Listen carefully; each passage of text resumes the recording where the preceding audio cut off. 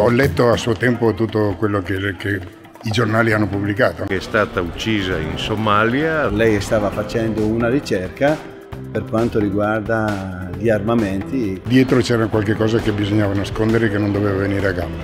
Cioè che stava in effetti scoprendo determinate cose per quanto riguarda gli armamenti, che ne so, tutte queste cose qua. L'argomento che trattava, che voleva trattare, era così importante, almeno a mio avviso, che avrebbe necessariamente avuto un seguito se qualcosa non fosse intervenuto. Credo che la morte di Ilaria Alpi sia stata trattata con un po' di imbarazzo.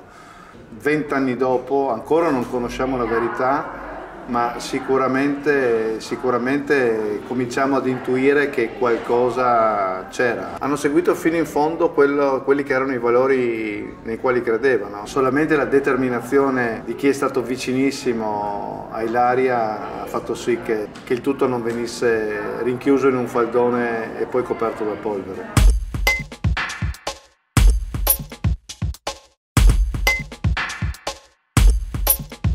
I was working in Cairo as a journalist and interested in the region, and when the revolution in Egypt happened, I felt that I again wanted to cover the next revolution in Libya, and then it turned into a war, and that was the beginning of how I started working in conflict. I think the situation right now in Libya is somewhat a state of anarchy. The Prime Minister has recently been forced to step down because one of the many militias recently just tried to sell the country's oil to a North Korean.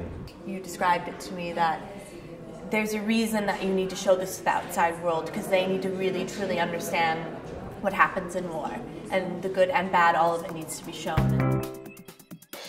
Lei è interessato ai reportage di guerra?